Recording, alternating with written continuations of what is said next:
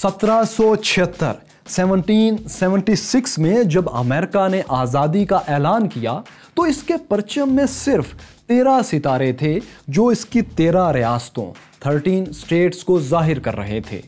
लेकिन अपनी आज़ादी के तकरीबन 200 बरस बाद जब अमेरिका ने अपना झंडा चांद पर गाड़ा तो उसमें 50 सितारे थे।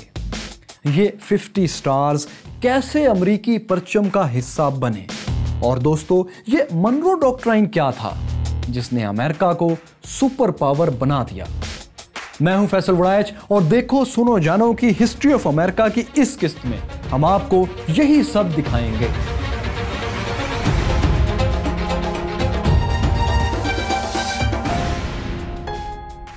(1814) 1814 में जब अमेरिका और बरतानिया की दूसरी जंग, जिसे अमरीकी कौम अपनी दूसरी जंगे आज़ादी भी समझती है, वो ख़त्म हुई तो अमेरिका एक नए दौर में कदम रख चुका था। ये अमेरिका ही नहीं बल्कि ये पूरा खित्ता जिसे शुमाली और जनूबी अमेरिका कहा जाता है, ये सियासी और जोग्राफियाई लिहाज से बदल रहा था।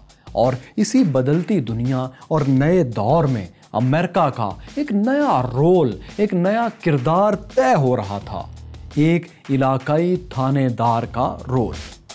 हुआ यह था कि 1820 की दहाई यानी 1820 से पहले मेक्सिको से अर्जेंटाइन तक ये सारा खित्ता, जिसे लैटिन अमेरिका या लातीनी अमेरिका कहा जाता है, स्पेन और पुर्तगाल के कब्जे में था। लेकिन 1820s में ये इलाके स्पेन और पुर्तगाल से आज़ाद हो गए।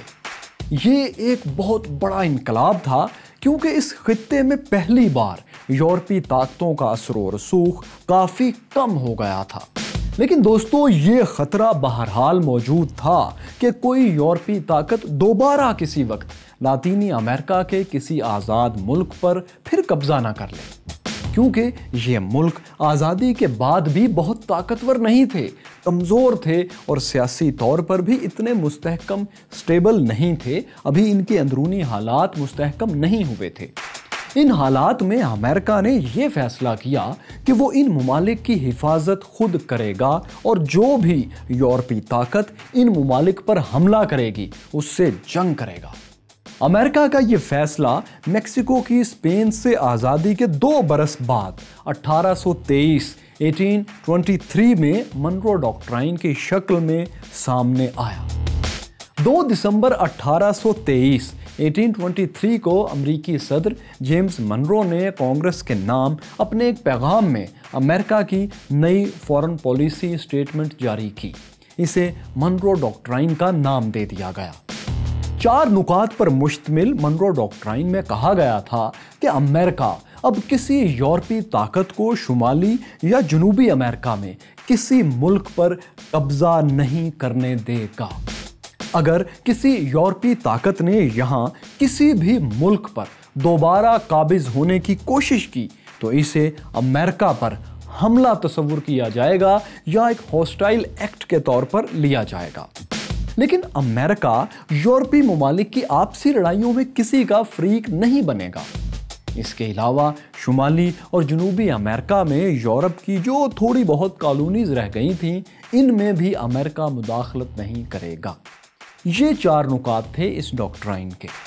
तो my curious fellows, Munro doctrine America को सुपर पावर बनाने की तरफ एक अहम कदम था, क्योंकि इसमें अमेरिका ने अपने खित्ते में एक ख़ास किरदार, एक पर्टिकुलर रोल अपने ज़िम्मे ले लिया था। यूं लातीनी अमेरिका में आने वाली सियासी तब्दीली ने मनरो डॉक्ट्राइन के ज़रिए अमेरिका के सुपर पावर बनने की राह हमवार कर दी। लेकिन दोस्तों, सिर्फ डॉक्ट्राइन या पॉलिसी स्टेटमेंट की बुनियाद पर तो कोई मुल्क सुपर पावर नहीं बन सकता। किसी मुल्क को सुपर पावर बनाने के लिए ज़बरदस्त अफरादी कुव्वत, ज़हीन लोग, मैन पावर, एक बड़ा रकबा, बेपनाह कुदरती वसाइल, वसी समंदरी हदूद, मजबूत इकॉनमी और ताकतवर फ़ौज की भी ज़रूरत होती है। और ये सब फ़िलहाल तो अमेरिका के पास नहीं था। इन हालात में मनरो डॉक्ट्राइन के 4 नुकात छोटा मुंह बड़ी बात वाला हिसाब था।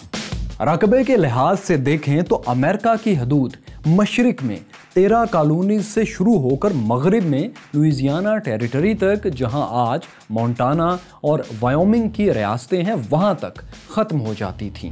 اس کے مغرب میں اوریگن کنٹری یا اوریگن ٹیریٹری کی حدود تھیں، جو کہ ایک متنازع علاقہ تھا۔ اس علاقے پر امریکہ اور برطانیہ کا مشترکہ کنٹرول تھا، یعنی یہ علاقہ ابھی سرکاری طور پر امریکہ یا برطانیہ میں سے کسی کا مکمل حصہ نہیں بنا تھا۔ امریکہ کے جنوب مغرب میں لوئیزیانا اور اوکلاہوما کے نیچے یہ ٹیکساس سے کیلیفورنیا تک کا علاقہ بھی امریکہ کے کنٹرول میں نہیں تھا، بلکہ میکسیکو کا حصہ تھا۔ کیلیفورنیا اور اوریگن ٹیریٹری نے امریکہ کا پیسیفک اوشن تک پہنچنے کا راستہ بلاک کر رکھا تھا، اس لیے امریکہ کی سمندری حدود بھی بہت تھوڑی تھیں۔ امریکہ کے پاس صرف یہ اٹلانٹک اوشن والے مشرقی ساحل کا کچھ حصہ ہی تھا، اگرچہ امریکہ نے 1819 میں ریاست فلوریڈا کو اسپین سے خرید کر اپنی سمندری حدود بڑھا لی تھی اور رقبہ بھی، مگر یہ جنوب میں نیچے کی طرف ٹیکساس والا ساحل ابھی اسے نہیں ملا تھا۔ یہ اس وقت تک میکسیکو ہی کا حصہ تھا۔ رقبے اور سمندری حدود کی کمی کے علاوہ امریکہ کے ساتھ دوستو تیسرا مسئلہ یہ تھا کہ امریکہ فوجی لحاظ سے بھی ابھی کافی کمزور تھا۔ 1820 کی دہائی 1820s میں امریکہ کے پاس باقاعدہ ریگولر فوج کی تعداد بہت ہی کم تھی، بلکہ نہ ہونے کے برابر تھی۔ امریکہ عام طور پر ایک وقت میں 10-15 ہزار سے زیادہ ریگولر فوجی اپنے پاس نہیں رکھتا تھا۔ یہ فوجی بھی صرف اہم قلعوں اور شہروں کی حفاظت کے لیے تعینات ہوتے تھے۔ ریاستوں کا تحفظ وہاں کی لوکل ملیشیا خود ہی کرتی تھی، جبکہ کسی جنگ وغیرہ کی صورت میں فوج کی کمی ریاستوں سے جمع ہونے والے رضاکار پوری کرتے تھے، انہیں بھرتی کر کے ایک عارضی فوج بنائی جاتی تھی۔ امریکی فوج کی تعداد میں کمی کی ایک وجہ یہ تھی کہ اس کی ریاستیں جو بہت زیادہ خود مختار تھیں، وہ مرکز کے پاس طاقتور فوج رکھنے کے حق میں نہیں تھیں۔ دوسری وجہ یہ تھی کہ ابھی امریکہ کے پاس اتنے وسائل بھی نہیں تھے کہ وہ ایک بڑی اور طاقتور فوج افورڈ کر سکے۔ زمینی فوج کے علاوہ امریکہ کے پاس کوئی طاقتور بحری بیڑا، سمندروں میں گشت کرنے والا بحری بیڑا اور شپس بھی موجود نہیں تھے۔ تو اب ان مسائل کی موجودگی میں امریکی سرکار یہ سوچ رہی تھی کہ کم وسائل کے ساتھ امریکہ ایک بڑی طاقت نہیں بن سکتا۔ اگر بڑی فوج اور بحری بیڑے بنانے ہیں تو ان کے ملک کو مزید رقبہ اور وسائل بہت زیادہ چاہیے ہوں گے، تاکہ امریکہ کی اکانومی ایک طاقتور انٹرنیشنل لیول کی یا ریجنل لیول کی پاورفل فوج کے اخراجات برداشت کر سکے۔ امریکی لیڈرز کو یہ احساس تھا کہ اگر انہیں مشرقی سمندر اٹلانٹک اوشن کے ساتھ ساتھ اپنے مغربی سمندر یعنی پیسیفک اوشن بحر الکاہل تک بھی رسائی مل جائے تو ان کا رقبہ اور سمندری حدود دونوں بہت بڑھ جائیں گے۔ چنانچہ امریکہ کو سپر پاور بنانے کے لیے انہوں نے پیسیفک اوشن تک پہنچنے کی کوششیں تیز کر دی۔ لیکن مائی کیوریس فیلوز، پیسیفک اوشن بحر الکاہل تک پہنچنا اور رقبہ بڑھانا آسان نہیں تھا۔ ہم نے آپ کو پہلے دکھایا ہے کہ پیسیفک اوشن تک پہنچنے کے لیے یہ دونوں راستے یعنی اوریگن ٹیریٹری اور کیلیفورنیا تو امریکہ کے کنٹرول میں ہی نہیں تھے۔ تو اب امریکہ کے سامنے یہ دو چیلنجز تھے کہ وہ کیلیفورنیا اور اوریگن ٹیریٹری کو کیسے اپنے مکمل کنٹرول میں لے آئے۔ اس حوالے سے امریکہ کو ایک کامیابی تو دوستو بہت جلد مل گئی۔ امریکہ کو ٹیکساس کا پورا علاقہ مل گیا اور وہ بھی بغیر کسی جنگ اور سودے بازی کے۔ اس کی وجہ تھی میکسیکو کی ایک غلطی جو کچھ ہی برس بعد ان کے اپنے گلے پڑ گئی۔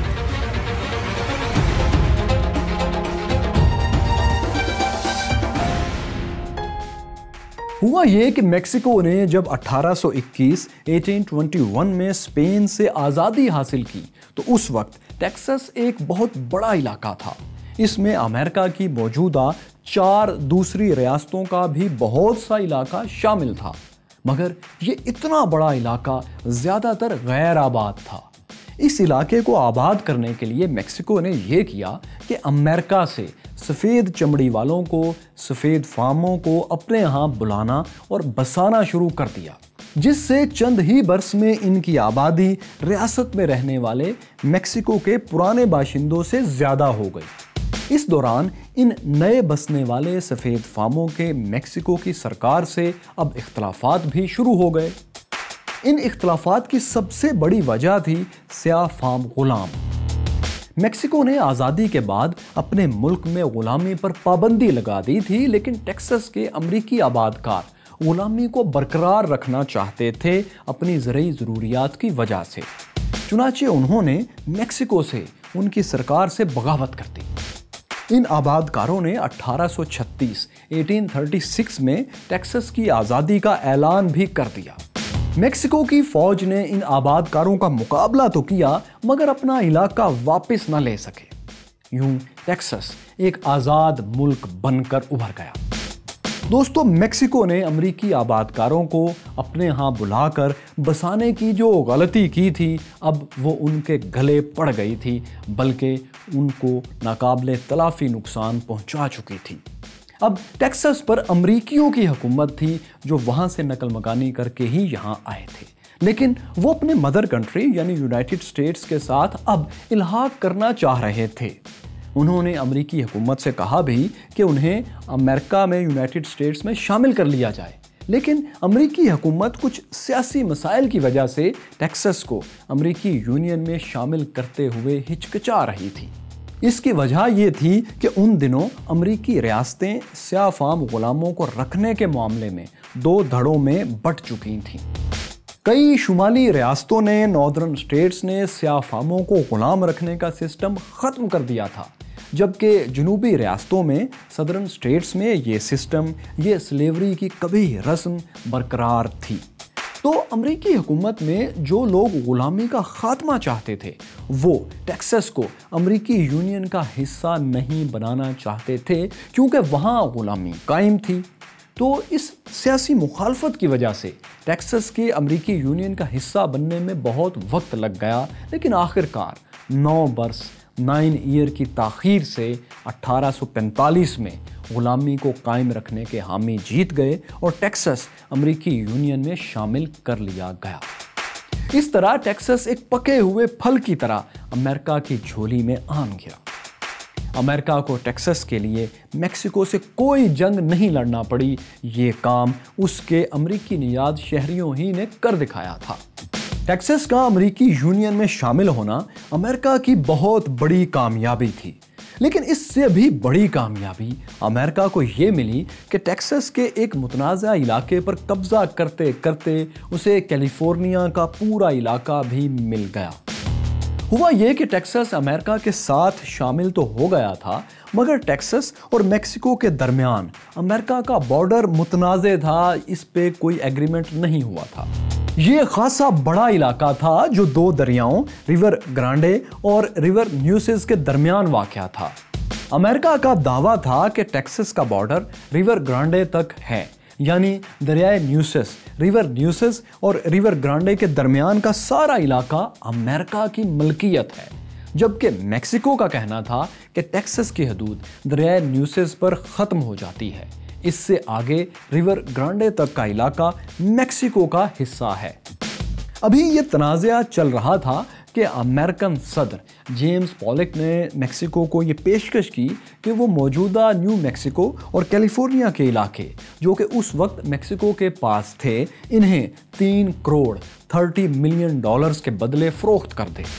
کسی بھی آزاد ملک کی طرح میکسیکو نے ظاہر ہے یہ پیشکش ٹھکرا دی اور اپنی زمین کا 1 انچ بھی بیچنے سے انکار کر دیا۔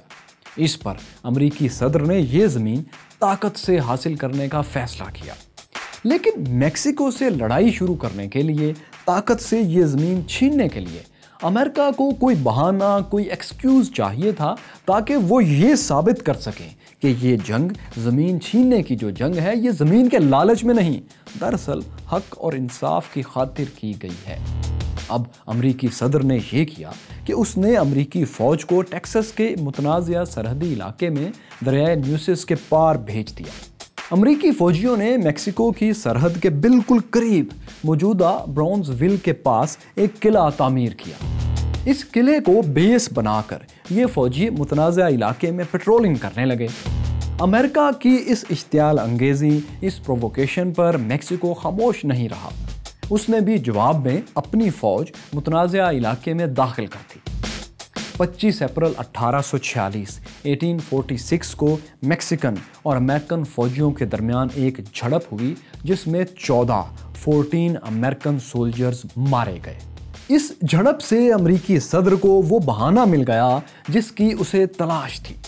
اس نے امریکی کانگریس کے سامنے اعلان کیا کہ میکسیکو نے ہمارے علاقے میں حملہ کیا ہے اور امریکی سرزمین پر امریکی سولجرز کا خون بہایا ہے، اس لیے ان کے خلاف اعلان جنگ کیا جانا چاہیے۔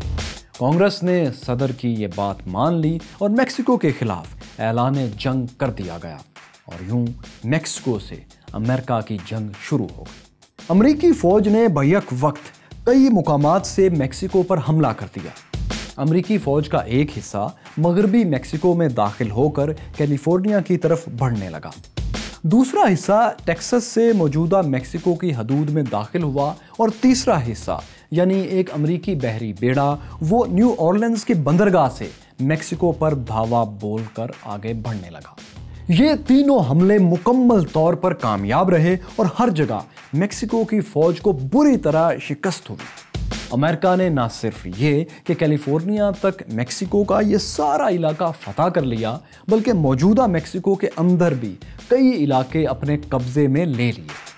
امریکہ کی جو فوج سمندر کی طرف سے میکسیکو پر حملہ آور ہوئی تھی، اس نے ویرا کروز کی بندرگاہ کے راستے میکسیکو میں زبردست پیش قدمی کرتے ہوئے ستمبر 1847 میں میکسیکو کے دارالحکومت میکسیکو سٹی پر دھاوا بول دیا۔ شہر کے باہر ایک حفاظتی قلعے پر قبضے کے لیے امریکیوں اور میکسیکن فوج میں شدید لڑائی ہوئی۔ اس قلعے کا دفاع میکسیکو کی تاریخ کا ایک یادگار واقعہ ہے۔ کہتے ہیں یہاں 5 ٹین ایجرز کم عمر کے نوجوان ملٹری کیڈٹس نے امریکیوں کا آخری سانس تک مقابلہ کیا اور آخر اپنی جانیں دے دی۔ ایک چھٹے ملٹری کیڈٹ نے جب امریکیوں کو قلعے میں داخل ہوتے ہوئے دیکھا تو میکسیکو کا پرچم اپنے جسم کے گرد لپیٹ کر وہ قلعے کی دیوار سے نیچے کود گیا تاکہ یہ پرچم امریکیوں کے ہاتھ نہ لگے اور وہ اس کی بے حرمتی نہ کر سکیں۔ آج ان 6 ملٹری کیڈٹس کو دا چلڈرن ہیروز کہا جاتا ہے۔ ان کیڈٹس کی موت کے بعد قلعے پر امریکیوں کا قبضہ ہو گیا۔ جب اس قبضے کی خبر میکسیکو سٹی کی محافظ فوج تک پہنچی تو وہ شہر خالی کر کے نکل گئے۔ اس فوج کے شہر سے پسپا ہونے کے بعد امریکیوں نے میکسیکو سٹی پر بھی اپنا پرچم لہرا دیا۔ میکسیکو سٹی امریکہ کے قبضے میں جانے کے بعد میکسیکو کی مزاحمت دم توڑ گئی اور جنگ بندی کے لیے مذاکرات شروع ہو گئے۔ 2 فروری 1848 کو بالآخر جنگ بندی کا معاہدہ ہو گیا۔ اس معاہدے کے تحت میکسیکو نے ٹیکساس کو امریکہ کا حصہ تسلیم کر لیا، لیکن صرف اتنا ہی نہیں دوستو، بلکہ 13 لاکھ مربع کلومیٹر 1.3 ملین اسکوائر کلومیٹر کا اضافی رقبہ بھی امریکہ میں شامل ہو گیا تھا۔ لیکن یہاں امریکہ کی سب سے بڑی کامیابی وہ تھی جس کا انہیں اپنی آزادی کے بعد سے انتظار تھا۔ امریکہ کو کیلیفورنیا بھی مل گیا تھا، یعنی اب وہ پیسیفک اوشن بحر الکاہل کے ساحلوں کو چھونے لگے تھے۔ مشرقی ساحل کی 13 کالونی سے مغربی ساحل تک 4000 کلومیٹر سے زائد کا یہ سفر امریکہ نے اپنی آزادی کے 72 ایئرز میں ہی طے کر لیا تھا۔ امریکن فور فادرز کا امریکہ بنانے والوں کا ایک بڑا اور طاقتور ملک قائم کرنے کا خواب حقیقت بن گیا تھا۔ اب امریکہ کے پاس ایک نہیں 2 سمندر تھے۔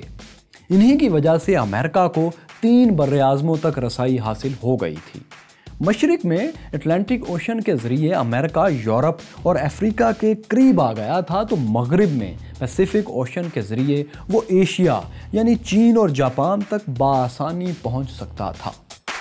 دلچسپ بات یہ ہے کہ امریکہ کو پیسیفک اوشن تک زمینی رسائی صرف کیلیفورنیا ہی سے نہیں ملی، बल्कि ओरेगन कंट्री से भी मिल गई थी।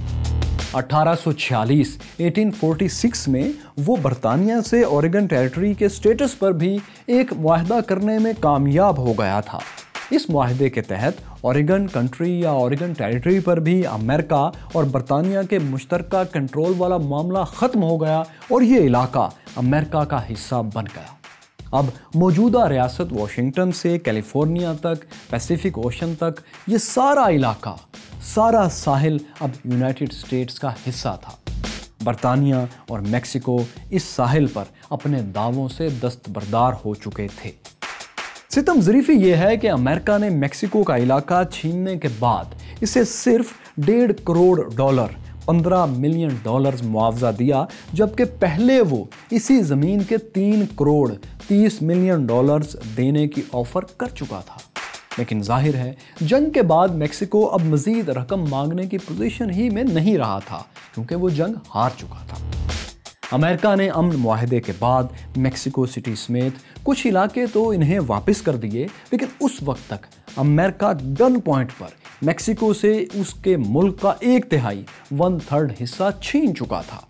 अब पीछे बचता था ये आज का छोटा सा मेक्सिको, जो अमेरिका के लिए मुस्तकबिल में भी किसी बड़े खतरे का बायस नहीं बन सकता था। ये थी वो कामयाब प्लानिंग और फिर इसकी कामयाब एग्जीक्यूशन, जिसने अमेरिका को सुपर पावर बनने में बेपनाह मदद दी। दोस्तों, जिस वक्त मेक्सिको अपने इलाके कैलिफोर्निया को अमेरिका के सामने सिर्फ $1.5 करोड़ में सरेंडर कर रहा था, तकरीबन उसी वक्त एक बढ़ई, एक कारपेंटर जेम्स मार्शल को कैलिफोर्निया ही के एक दरिया से $2 अरब मिले। वो कैसे?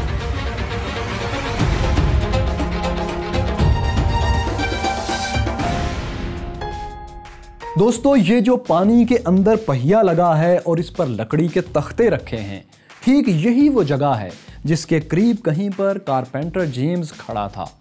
ये जगह असल में लकड़ी की वर्कशॉप या सा मिल थी, जो दरिया अमेरिकन रिवर के पानी से चलाई जाती थी। जेम्स इस मिल में काम करता था। 24 जनवरी 1848 के दिन जेम्स को दरिया के पानी में कोई चमकती हुई चीज़ दिखाई दी। उसने गौर किया तो ये सोने के छोटे छोटे ज़र्रात थे जो पानी में जा बजा बिखरे हुए थे। ये खबर अमेरिका के इस साहिल से उस साहिल तक जंगल की आग की तरह फैल गई। पूरे अमेरिका से लाखों लोग सब कुछ छोड़ छाड़ कर कैलिफोर्निया की तरफ दौड़ पड़े। सबको सोना चाहिए था, गोल्ड चाहिए था। उस दौर को अमेरिकी तारीख में गोल्ड रश कहा जाता है। उस दौर में कम से कम 3 लाख लोग अमेरिका के मुख्तलिफ हिस्सों से कैलिफोर्निया में आकर आबाद हुए। कैलिफोर्निया के गोल्ड रश का दौर कम से कम 7-8 बरस तक जारी रहा और इसमें $2 अरब बिलियन मालियत का सोना दरियाओं की खाक छान कर निकाल लिया गया। दोस्तों, लगता है कुदरत भी अमेरिका के सुपर पावर बनने में उसकी मदद कर रही थी, क्योंकि इतनी दौलत से अमेरिकन इकोनॉमी को बहुत बड़ा सहारा मिल गया था और अब वो इस काबिल हो गया था कि एक ताकतवर फौज अफोर्ड कर सके। तो यूं कैलिफोर्निया और ओरेगन कंट्री को हासिल करके अमेरिका अपने मगरबी साहिल यानी पैसिफिक ओशन तक पहुंच गया था, लेकिन हैरत अंगेज तौर पर पैसिफिक ओशन के साहिल पर पहुंचकर भी अमेरिकी सरहदों का फैलाव नहीं रुका। अब अमेरिकी हुकूमत ने समंदर पार कनाडा के मगरिब में अलास्का खरीदने की प्लानिंग शुरू कर दी, जो कि उस वक्त रूस की एक गैर आबाद सी कॉलोनी था। अमेरिका के अलास्का में दिलचस्पी लेने की एक वजह यह थी कि रूस इस गैर आबाद और बर्फ से ढके हुए इलाके को बेचकर इससे अपनी जान छुड़ाना चाहता था। अमेरिका को खदशा था कि कहीं इस इलाके को बरतानिया ना खरीद ले। आप जान चुके हैं कि मनरो डॉक्ट्राइन के तहत अमेरिका चाहता था, उसकी प्लानिंग थी कि यूरोपीय ताकतें शुमाली और जनूबी अमेरिका के किसी नए इलाके को अब अपने हाथ में ना ले सकें। तो इससे पहले कि बरतानिया इस इलाके को खरीद कर अपने कब्जे वाले कनाडा में शामिल करने की कोई कोशिश करता, अमेरिकी हुकूमत ने अलास्का खरीदने की कोशिशें खुद शुरू कर दी। वैसे भी गोल्ड रश के बाद उनके पास बहुत पैसा आ चुका था। 1867 में सौदा तय पा गया। अमेरिका ने रूस को 72 लाख $7.2 मिलियन अदा किए और अलास्का का 15 लाख मुरब्बा किलोमीटर 1.5 मिलियन स्क्वायर किलोमीटर से ज़ायद का इलाका अपना हिस्सा बना लिया।